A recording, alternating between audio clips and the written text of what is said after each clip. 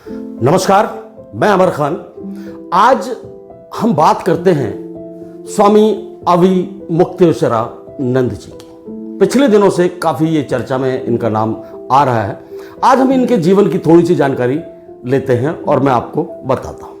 स्वामी जी का जन्म 15 अगस्त 1969 को उत्तर प्रदेश के प्रतापगढ़ में हुआ। इनके पिताश्री का नाम पंडित राम सुमेर पांडे और इनकी माताश्री का नाम श्रीमती अनारा देवी। इनके जो गुरु थे, स्वामी जी के जो गुरु थे, स्वामी स्वरूपानंद जी। 2022 में जब उनका निधन हुआ तो उनके निधन के पश्चात स्वामी जी को, अविमुक्तेश्वरानंद जी को ज्योतिष पीठ का शंकराचार्य नियुक्त कर दिया गया। काफी लोगों ने विरोध भी किया, जैसा कि हर संस्था में होता है। नियुक्त कर दिया गया। इन्होंने अपनी पूजा अर्चना और अपने सत्संग वगैरह सब जारी रखे। उसके बाद जब ये ज्यादा चर्चा में आए, तब जो वो वक्त था 22 जनवरी 2024। जी हां, 22 जनवरी 2024, जब अयोध्या के अंदर राम मंदिर में प्राण प्रतिष्ठा की जानी थी। सरकार ने यह दिन नियुक्त किया था 22 जनवरी 2024 प्राण प्रतिष्ठा के लिए। उसमें बहुत सारे लोगों ने इस जो निर्णय था, ये जो डिसीजन था, इसका समर्थन भी किया और इसका विरोध भी किया। विरोध करने वालों में स्वामी मुक्तेश्वरानंद जी भी शामिल थे। इन्होंने कहा था कि यह समय उचित नहीं है। शास्त्रों के अनुसार, वेदों के अनुसार, पुराणों के अनुसार 22 जनवरी का दिन प्राण प्रतिष्ठा के लिए उचित नहीं है, शुभ नहीं है। लेकिन इनकी बात को नहीं माना गया तो इन्होंने अपने विरोध में, इस प्रतिष्ठा के विरोध में कई बातें मीडिया में भी कही थी। तो ये उस वक्त से ज्यादा चर्चा में आए थे। इनको मोदी का विरोधी भी कहा जाता है। जब एक पत्रकार ने इनसे सवाल किया कि आपको मोदी का विरोधी क्यों कहा जाता है, तो इन्होंने क्या कहा जानते हैं? इन्होंने कहा कि शंकराचार्य मैं हूं, वेद में पढ़ता हूं, पुराण में पढ़ता हूं, शास्त्र में पढ़ता हूं, मैं सरकार के लोगों से ज्यादा जानता हूं धर्म के बारे में। मुझे ऐसा लगता है कि 22 जनवरी 2024 का जो समय था वो प्राण प्रतिष्ठा के लिए उचित नहीं था।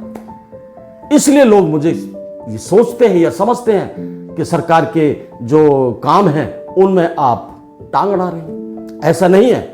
मोदी के विरोधी वो हैं, शंकराचार्य ने बात कही कि मोदी के विरोधी वो हैं जो मोदी जी कोई काम करते हैं और वो काम सही नहीं है और उस काम का समर्थन करते हैं। मोदी जी की गलत बातों का, गलत नीतियों का समर्थन करते हैं, वो मोदी विरोधी हैं। उस बात का जवाब इन्होंने ऐसे दिया। नंबर 2, अभी पिछले दिनों उत्तर प्रदेश सरकार ने, मैं एक और इनके बयान की बात कर रहा हूं। उत्तर प्रदेश सरकार ने कावड़ यात्रा के दौरान सब्जी वालों पर, ठेले वालों पर, दुकानदारों पर एक फरमान जारी किया कि आप सब अपनी रेहड़ियों पर, ठेलों पर, दुकानों पर अपना पूरा नाम लिखें ताकि ये क्लियर हो सके, ये सबको समझ आ सके कि ये हिंदू की दुकान है या मुसलमान की दुकान है। देखिए, मुसलमान और हिंदू के नाम अलग अलग होते हैं, वो नाम से पहचाने जाते हैं। यदि हमारे मन में कोई भ्रम नहीं है, मन में कोई गलत बात नहीं है, तो नाम लिखने की जरूरत नहीं पड़ती है, जहां तक मेरा मानना है।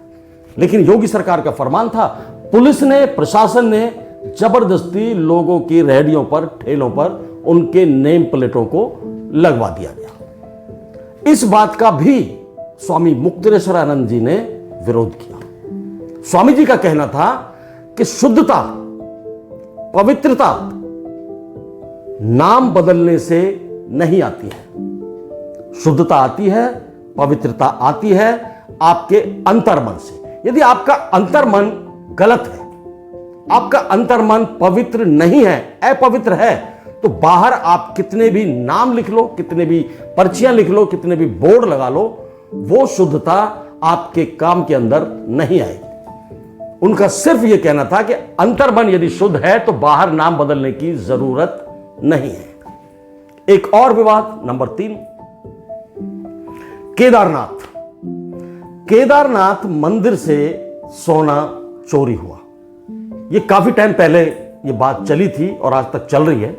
यह काफी चर्चा में भी इस बात को देखा गया है, सुना गया है पूरे देश के अंदर। स्वामी जी ने कहा कि केदारनाथ मंदिर से 228 किलो सोना चोरी हुआ है।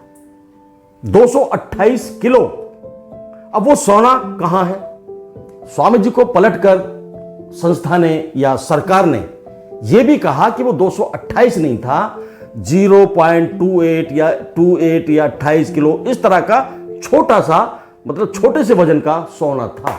तो इसके जवाब में भी स्वामी जी ने कहा कि यदि वो थोड़ा सा ही सोना था, कम था, है, तो उस सोने को 18 खच्चरों पर लादकर क्यों ले जाया गया, ट्रकों में क्यों भरा गया, फिर खच्चरों के साथ उसको लादकर कहां भेजा गया, इतना छोटा सा सोना 18 खच्चरों पर क्यों लादकर भेजा गया। ये इस मामले में उन्होंने इस बात की सफाई दी। उनका कहना है कि सरासर ये केदारनाथ भगवान के साथ अन्याय है। उनके मंदिर से 228 किलो का जो सोना था वो चोरी हुआ, चुराया गया, सरकार के द्वारा चुराया गया, किसी और ने नहीं, किसी चोर ने नहीं, सरकार ने चुराया है। अब सरकार उस सोने का क्या करने वाली है, क्या नहीं करने वाली है, ये सरकार जाने।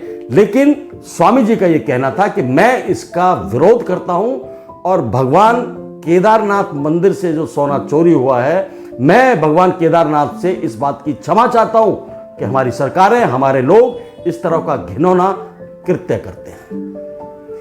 ये 3 बात हो गई। रही चौथी बात।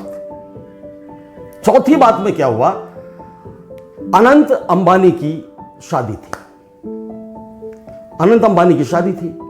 अब मुकेश अंबानी ने स्वामी जी को निमंत्रण दिया। स्वामी जी ने निमंत्रण स्वीकार किया और मुकेश अंबानी के बेटे अनंत अंबानी की शादी में पहुंच गए।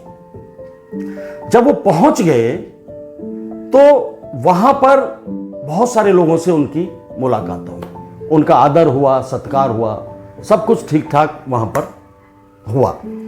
वहां उनकी मुलाकात उद्धव ठाकरे से हुई, जो शिवसेना प्रमुख हैं। उद्धव ठाकरे राजनीतिक व्यक्ति हैं। उनकी मुलाकात मुकेश अंबानी के घर में महाराज जी से हुई और उन्होंने स्वामी जी को अपने घर आने का न्योता दिया।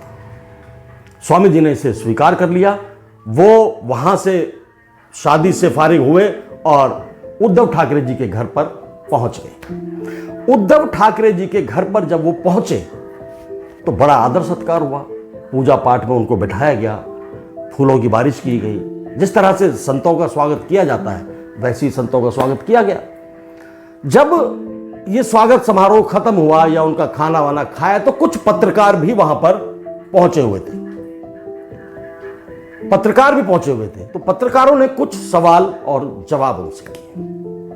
उन्होंने कहा कि स्वामी जी, आप यहां आए हैं, उद्धव ठाकरे जी के बारे में आपका क्या कहना है? स्वामी जी ने कहा कि उद्धव ठाकरे के साथ विश्वासघात हुआ है। विश्वासघात हुआ है। वो जब सीएम थे उनके साथ उनके लोगों ने, दूसरे लोगों ने मिलकर उसके साथ विश्वासघात किया है। धोखे से उसकी कुर्सी को छीना है। अब यह बात पहले सब लोग जानते थे। इस बात को यदि उद्धव ठाकरे अपनी कुर्सी से इस्तीफा ना देते, सीएम पद से इस्तीफा ना देते, तो शायद वो आज भी सीएम बने रहते। इस बात में कहीं ना कहीं दम है। तो ये पत्रकारों ने एक बात और पूछी कि आप इस बात को जो कह रहे हैं कि विश्वासघात हुआ है, क्या ये विपक्षी दलों की बात है या विपक्षी दलों की तरफ से आप इस बात को कह रहे हैं?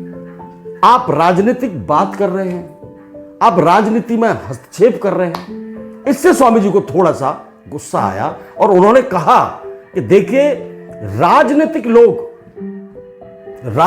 लोग यदि धर्म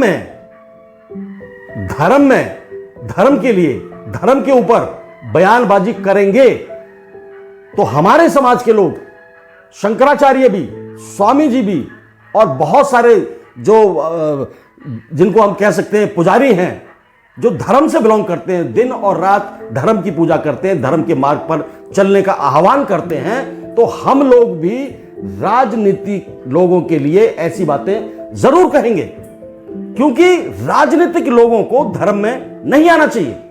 राजनीति को धर्म से दूर रखना चाहिए। अब दूर रखोगे तो हम भी दूर रहेंगे, फिर हम राजनीतिक बातें क्यों करेंगे? आप अपने राजनीतिक फायदे के लिए किसी भी काम को करने के लिए तैयार हो जाते हैं, धर्म में टांग अड़ाते हैं, धर्म की जो शास्त्रों में लिखा है उन बातों को नहीं मानते। उन्होंने ये बात कही कि मैंने ये बात कही कि 22 जनवरी 2024 का जो दिन था वो शास्त्रों के अनुसार मंदिर में प्राण प्रतिष्ठा के लिए सही नहीं था, लेकिन उन्होंने अपने राजनीतिक फायदे के लिए 22 जनवरी को ही प्राण प्रतिष्ठा की। तो ये राजनीतिक लोग धर्म से दूरी बनाकर रखें और हमारे जैसे लोग जो धर्म से जुड़े हुए हैं, हम भी राजनीति से दूरी बनाकर रखेंगे। वो अपनी राजनीति करें और हमें अपनी पूजा पाठ और अपने धर्म में जो कार्य प्रणाली है उसमें काम करने दें। तो इसमें कहां मैं गलत कहता हूं, कहां मैं बुरा कहता हूं किसी के लिए? मैं किसी का विरोधी नहीं हूं, या किसी का पक्षधर नहीं हूं। मैं मोदी का बिल्कुल विरोध नहीं करता। मैं मोदी जी के कामों का विरोध करता हूं, उनकी नीतियों का विरोध करता हूं। जो मुझे ऐसा लगता है कि ये नीति उनकी गलत है या ये कार्य उनका गलत है, तो मैं सरेआम विरोध करता हूं। जब धर्म की बातें ही नहीं मानी जाएंगी और उन लोगों की बातें नहीं मानी जाएंगी जो दिन रात शास्त्रों को पढ़ते हैं, वेदों को पढ़ते हैं, पुराणों को पढ़ते हैं, उनसे ज्यादा धर्म के बारे में कौन जानता है? उनकी बातों को ही नहीं माना जाएगा और राजनीतिक लोग, सरकारी लोग अपनी चलाएंगे, धर्म के अंदर अपनी टांग अड़ाएंगे, अपनी बात रखेंगे, बात मनवाएंगे जबरदस्ती, तो मजबूरन हमें राजनीतिक बातें करनी पड़ेंगी और राजनीतिक लोगों को यह समझाना पड़ेगा कि आप अभी उस लेवल पर नहीं हो या उस लायक नहीं हो कि जो धर्म की बातों में टांग अड़ा सके, या धर्म जो हमारे द्वारा, स्वामियों के द्वारा, शंकराचार्यों के द्वारा जो बातें कही गई हैं उनको काट सके, क्योंकि आपको धर्म की जानकारी नहीं है। आपको राजनीति करनी है तो आप राजनीति करिए। मेरी आपसे यही गुजारिश है, यही प्रार्थना है। स्वामी जी का ये कहना था। तो आज इतना ही। जय हिंद, जय भारत, नमस्कार।